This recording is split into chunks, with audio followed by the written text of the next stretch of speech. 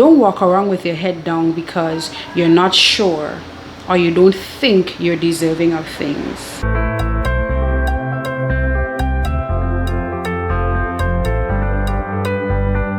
Hey babes, you didn't expect to see me, right? Welcome back. This is episode 5 of series 2. I hope you're caught up on the past episodes. We have 4 episodes so far in this series. You can check up here. I'll link at least one of them that you can get, caught up. This month, May, was the month of mental health awareness. And I just wanted to wrap up the topic because I don't know, I felt like I needed to wrap it up, and because there are 5 fun and because there are 5 Fridays in the month of May. So I figured, it was a good opportunity to wrap up the topic nicely rather than just leaving it on the things that we could do to manage our anxiety. But as time was going by and as I was putting out the videos, I was getting some feedback from people, which was kind of interesting. And one of the things that I want to point out is someone asked me, what if you're doing the same thing over and over and your anxiety just keeps worsening, or it just remains a problem for you? Whose fault is that? And the reality is, for people who experience chronic anxiety, it's not something that we could turn off like a switch. It's something that is just going to be present, and management is what makes a difference. So of course, yes, the onus is on us to manage very well, but it's not always as easy as it sounds, right? But I do agree that there are things that can be done to manage, and I do agree that management of the symptoms needs to be our number one priority if this is something that affects our daily lives and if it affects the other people around us. I will say, though, that if you are close to people who experience anxiety, that there is something called grace that needs to be extended, because you just don't know what stage that person is at. You don't know what they're dealing with.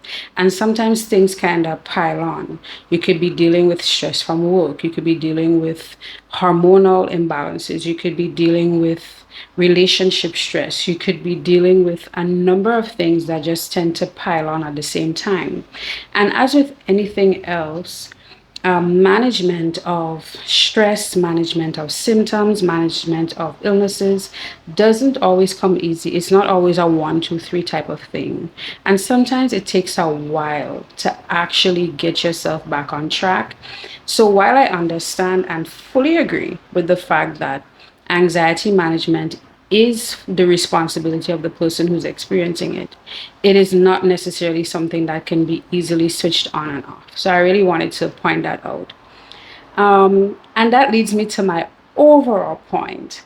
I really want to focus on the fact that the month of May is over and we're entering into June, we're entering into the rest of the year. And what might that mean? That might mean that people's awareness of anxiety may just go away. We have months that commemorate different things all the time. And you find that during that month or during that time, everybody's talking about it. Everybody's being woke, as they say. But then as soon as the hype is over, everything goes back to normal. And the people who are struggling still remain struggling by themselves. And even sometimes the people who are struggling don't do anything anymore because the time to focus on it per se has passed. But what I want to encourage is that we keep the momentum going and we continue to take care of ourselves, because the reality is it's only us who know what we're experiencing 100%. Even though we may not be able to articulate, we may not be able to put words to it, but we know what we feel, right? And if we dig deep enough, we do know what's triggering us. I think it really matters how much work you put in, how much work you're willing to put in. If you're willing to take responsibility for the things that are bothering you, for the things that you have the power to change, and if you're willing to practice that golden rule of not worrying about things that you have no control over. One of the things that I realize that affects us, and I can speak for myself, is that we worry too much about things that we have no control over. Whether it's something that's happening now, whether it's something that happened in the past, or whether it's something that will happen or that we anticipate may happen in the future. We worry about the outcome and maybe the extent to which we'll be able to manage it. But the reality is that we don't have control over things outside of ourselves.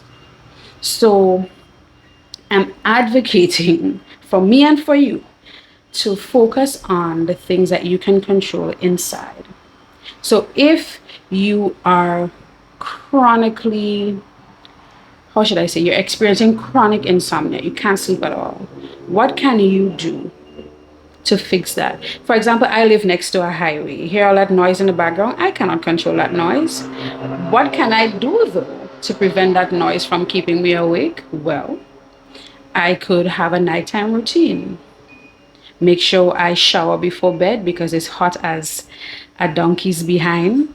So I cannot go to sleep without showering. And I mean, I can't go to sleep without showering in general because it's just too nasty for me. But that's one. Making sure that I drink some kind of tea. Lavender works, chamomile works. Making sure that I use some lavender on my body. Making sure that my bed is comfortable. Trying to have something in the background that would help me to relax. Getting things done in the day so that I'm not thinking about them at night. Not eating too close to bedtime. Exercising during the day so that I'm tired enough to fall asleep at night. All of these things are things that I can control. Can I stop the traffic from being loud and crazy outside? No. So if I'm up at 3 o'clock in the morning, I can't blame the fact that there's noise outside. I cannot do anything about that. I can sleep through the noise, daytime or nighttime. But can I fall asleep comfortably in a reasonable time that would allow me to have uninterrupted quality sleep? Yes. If I practice doing that, and over time, eventually I will. So that's the kind of thing I'm talking about. Taking control of the things that you do have control over, the things that are within your capacity to take control of, and forgetting about the rest. Because you cannot control other people, you cannot control the outside environment, but you can control yourself.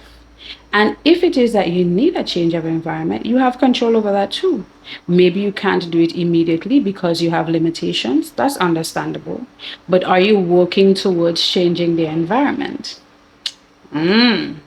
That's the question. One thing that I learned over time, and I had to learn it the hard way, is that you cannot stay in the same environment that broke you, right? So there are times where I had to even escape my own family because the things that were happening at the time were just too much for me. I could not manage and heal in that time, in that place. Sometimes you just need a break. You just need to get away for a time. It doesn't mean that you're neglecting anybody. It doesn't mean that you're forsaking your loved ones. It just means that you are putting you first. And a lot of the time, I've realized as people who experience anxiety, we put other people first all the time. We give people our last. We give people all our time. And we leave nothing for ourselves. And at the end of the day, what happens? The same people turn around and say, oh, well, you should do this and you should do that. So let me pause here. This is not me bashing anybody. I'm just speaking of the reality of the things that I know I've experienced and the things that I know people who experience anxiety also experience, right? Another thing that came up is the fact that the symptoms of anxiety and depression tend to overlap. I will say that some people who experience depression definitely have some anxiety. It probably started there. Maybe it wasn't managed well. Maybe theirs is more chronic. But not everybody who experiences anxiety is necessarily a depressed person. Some people are, some people aren't. So I hope that we understand the distinction there and not necessarily give people labels because we see something and we're not too sure what it is, or we see something that looks like something else. So I hope that we're mindful of that as we move along and as we interact with people. Another thing that I want to point out is the importance of having a strong spiritual foundation. A lot of the time when we experience anxiety is because our base is rocky. It's not too stable, you know. We don't feel like we belong. We don't feel like we deserve. So we develop these limiting beliefs about what we're worth, about what we deserve to have, about what we can do, about what is good enough for us. And so we find ourselves always wavering when we should be strong, when we should be solid, when we should be firm in what we practice, in what we do, in what we accept, right? So having a strong spiritual base, whatever that means for you, for some people that may lean towards some religious doctrine, whether it's Christianity, Buddhism, Hinduism, Judaism, that's your business. I'm not here to tell you what is right and what is wrong. For other people, it may be some other form of spiritual practice. Whatever it is, strengthen it to the point where you don't feel like you're not too sure who you are. Remember who you are. Remember your worth. Remember your strength.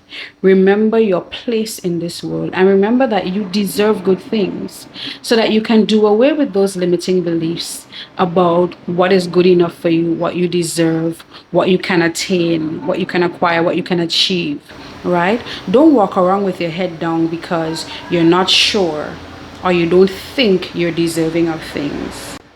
My wish for you is that those limiting beliefs about what you can get or what you can achieve or what is for you is simmered down by you believing in yourself so much because your spiritual grounding is so strong that you're not questioning what is for you. You know what is for you. You know you came on earth to thrive and not just to survive and barely make it. You didn't come on earth to work and die.